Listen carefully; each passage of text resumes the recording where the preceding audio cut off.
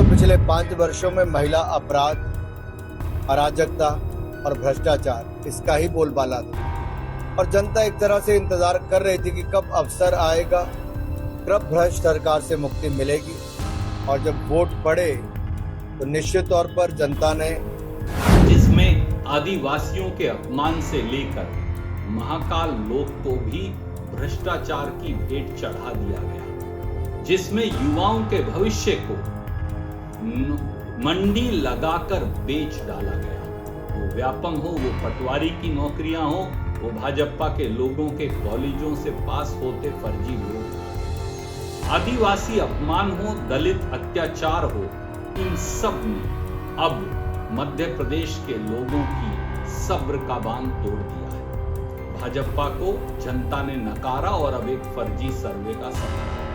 मध्य प्रदेश में सभी एजेंसियां, सभी अखबार कांग्रेस की प्रचंड जीत की, बहुमत की ओर इशारा कर रही हैं, साफ बता रही हैं, पर भाजपा केवल उस एक फर्जी झूठे सर्वे के सहारे है जिसमें वो अपनी मनगढ़ंत जीत बता रहे हैं। और कारण भी साफ है, वो अधिकारियों पर दबाव डालकर वही करना चाहते हैं जैसे बालाघाट में उन्होंने पोस्टल बैलेट के साथ फर्जीवाड़ा करने की कोशिश की, पर वो इस षड्यंत्र में कामयाब नहीं होने वाले। का सब निरीक्षण करने में, क्योंकि अंतिम चरण पे हैं, आप लोग देख भी रहे हैं, ग्वालियर के एयरपोर्ट का भी हम लोग अंतिम चरण पे ही तैयारी की, तो उसका निरीक्षण करने के लिए बहुत ऊर्जा देने वाला एक उनका प्रवास रहा है। कल पूरे दिन सहपरिवार ग्वालियर में उपस्थित थे और हम लोगों की चर्चा भी हुई। पंखा चलाते हो, गरीब लोग पंखा चलाते हैं, ट्यूबलाइट चलाते हैं, तो याद रखिए जब आप बटन दबा रहे हो, जैसे ही आप बटन दबाते हो, ये जैसे मैंने अभी ये स्विच दबाया, वैसे अदानी जी के जेब में पैसा जाता है। और करवा कौन रहा है? अदानी जी की रक्षा कौन कर रहा है? हिंदुस्तान का प्रधानमंत्री।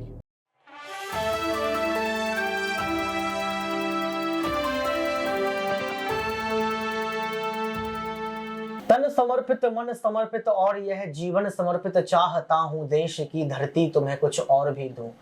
ये पंक्तियां पढ़ती हैं और इन पंक्तियों का आशय यही है कि हम देश की धरती को कुछ भी देने को तैयार हैं।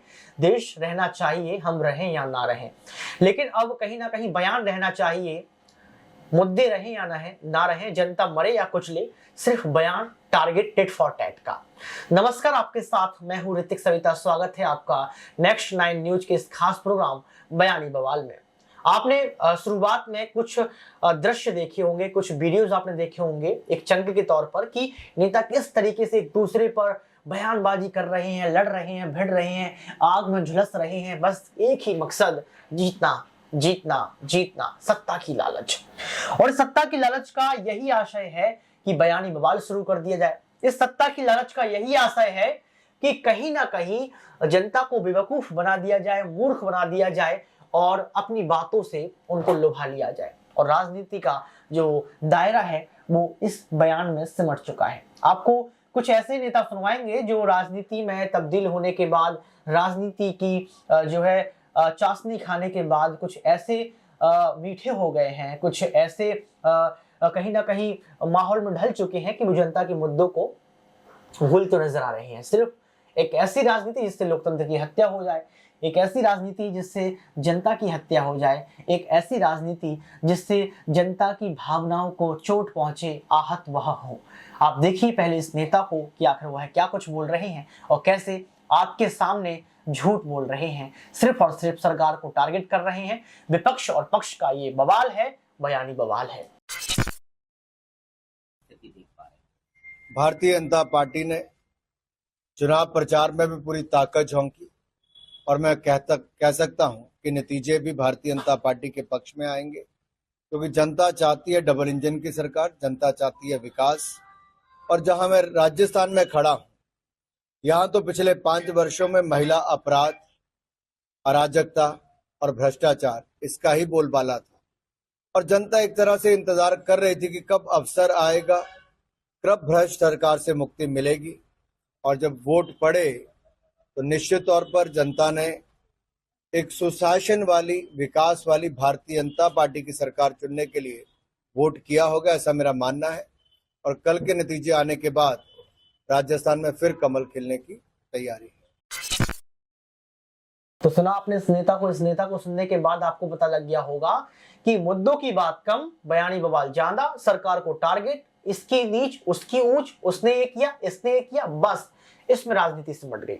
मैं भरोसा कर रहा था, आप भी भरोसा कर रहे होंगे कि इस नेता को सुनने के बाद शायद कोई नेता इस पर तंज नहीं कसेगा, इस घूंट को पीकर रह जाएगा, इस घूंट को पीने के बाद जनता की बात कर देगा। लेकिन नहीं, अगर आपने हमें इतनी गालियां दी हैं तो हम आपको इतनी गालियां दे देंगे, जनता के सामने दिखाएंगे कि हम सर्वोपरि हैं, हम ही तो अच्छे हैं। तो टिट फॉर टैट हो गया, बयानी बवाल शुरू हो गया। उस नेता को जो पहले आपको सुनवाया, टारगेट किया गया। देखिए, कांग्रेस के ऊर्जावान साथियों और मध्य प्रदेश के बहादुर साथियों को मेरा बहुत बहुत नमस्कार। सूर्य ने संध्या काल में अस्त होते हुए पूछा कि पूरी रात घनघोर अंधियारे का मुकाबला कौन करेगा। तो एक दीपक खड़ा हुआ और कहा कि अंधियारे की आखिरी किरण तक मैं अंधियारे से लड़ूंगा जब तक सूर्य उदय ना हो जाए, और दृढ़ता से लड़ूंगा। साथियों, मध्य प्रदेश के लोग और कांग्रेस के वर्कर और साथी 18.5 साल से भारतीय जनता पार्टी के फैलाए हुए घनघोर अंधियारे से लगातार लड़ रहे हैं। मैं पूरी तरह आश्वस्त हूं कि 3 दिसंबर को जो सूर्य उदय होगा उसमें अन्याय की हार होगी, उसमें बेरोजगारी की हार होगी, महंगाई की हार होगी, भ्रष्टाचार की हार होगी, भाजपा की हार होगी और कांग्रेस पार्टी 135 से अधिक सीटें लेकर अपने वचनों को पूरा करेगी। साथियों, यह चुनाव जनता बनाम भाजपा का है। यह चुनाव मध्य प्रदेश से घोटाले राज को अंत करने का है। 18 साल का शिवराज सरकार का वो कुशासन जिसमें बच्चों के पोषण आहार से लेकर और 45 लाख स्कूल ड्रेस किसी को नहीं बख्शा गया, जिसमें आदिवासियों के अपमान से लेकर महाकाल लोक को भी भ्रष्टाचार की भेंट चढ़ा दिया गया, जिसमें युवाओं के भविष्य को मंडी लगाकर बेच डाला गया। वो व्यापम हो, वो पटवारी की नौकरियां हो, वो भाजपा के लोगों के कॉलेजों से पास होते फर्जी लोग हों, आदिवासी अपमान हो, दलित अत्याचार हो, इन सब ने अब मध्य प्रदेश के लोगों की सब्र का बांध तोड़ दिया है। भाजपा को जनता ने नकारा और अब एक फर्जी सर्वे का सहारा। मध्य प्रदेश में सभी एजेंसियां, सभी अखबार कांग्रेस की प्रचंड जीत की, बहुमत की ओर इशारा कर रही हैं, साफ बता रही हैं, पर भाजपा केवल उस एक फर्जी झूठे सर्वे के सहारे है जिसमें वो अपनी मनगढ़ंत जीत बता रहे हैं।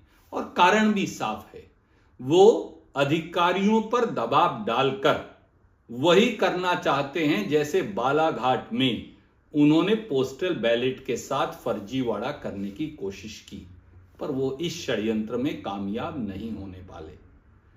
मेरे प्यारे साथियों और मध्य प्रदेश की बहादुर जनता को मैं केवल ये कहूंगा, आपने निर्णय कर दिया 17 तारीख को, कांग्रेस की जीत निश्चित है, केवल परिणाम आने बाकी हैं और उस 3 दिसंबर की जीत की खुशी मध्य प्रदेश के गरीब आदिवासी, दलित, युवा, महिला, किसान, उनके चेहरे पर जग जाहिर है।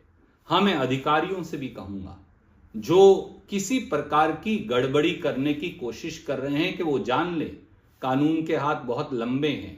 कांग्रेस की अगली सरकार एक एक पाई का हिसाब करेगी।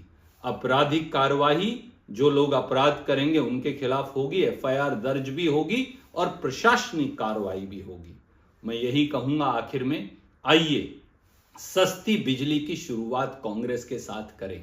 1500 रुपए महिलाओं के खाते में डाल नारी सम्मान की बात कांग्रेस के साथ करें।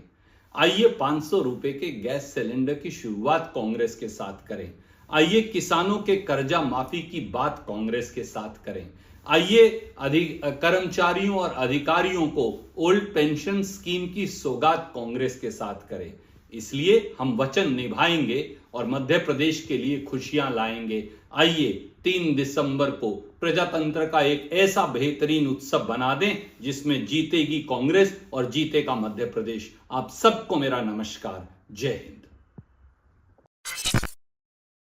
तो सुना आपने, आपको दो नेताओं को अभी तक मैं सुनवा चुका हूं, और इन दो नेताओं को सुनने के बाद आपको सिर्फ और सिर्फ एक चीज की कमी महसूस हुई होगी, वो कि आपके मुद्दे रोजगार, आपका मुद्दा महंगाई कम क्यों नहीं, आपका मुद्दा अर्थव्यवस्था कैसे चरम पर पहुंचेगी, आपका मुद्दा बच्चे कैसे पढ़ेंगे, शिक्षा, स्वास्थ्य, कोई मुद्दा नहीं था, सिर्फ मुद्दा था बयानी बवाल।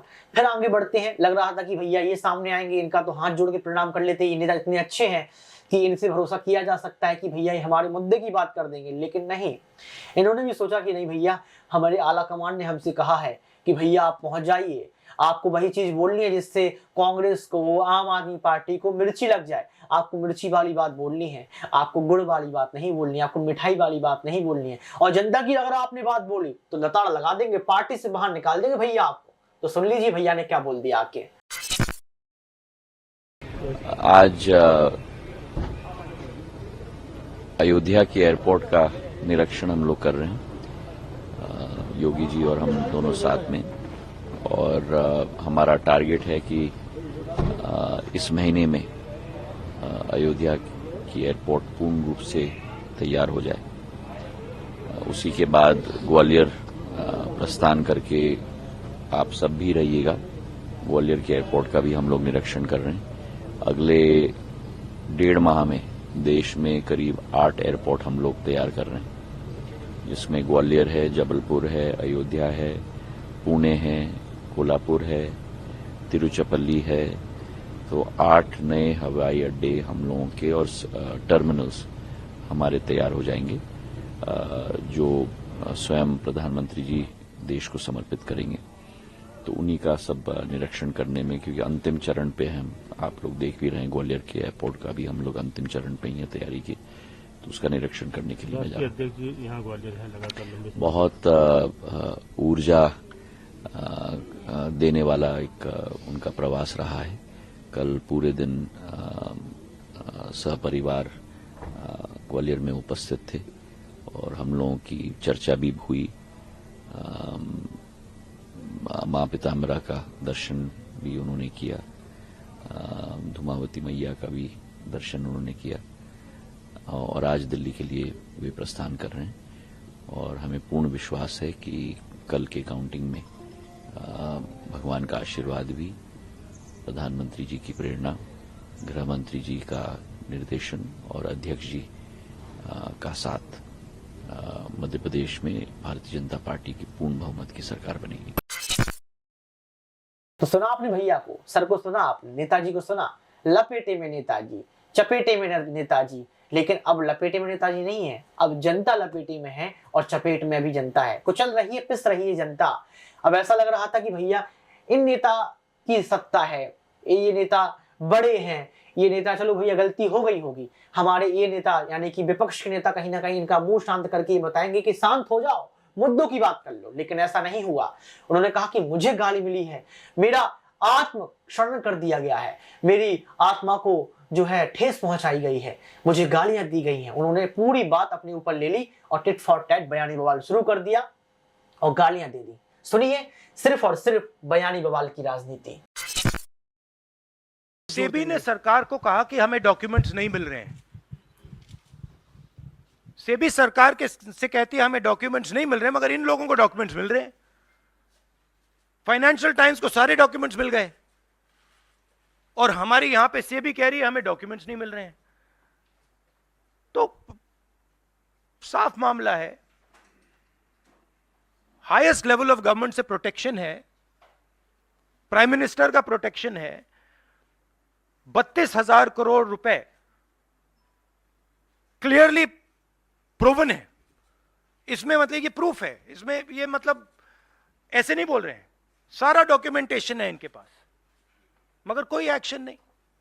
और इस बार तो हिंदुस्तान की जनता की जेब से चोरी किया जा रहा है।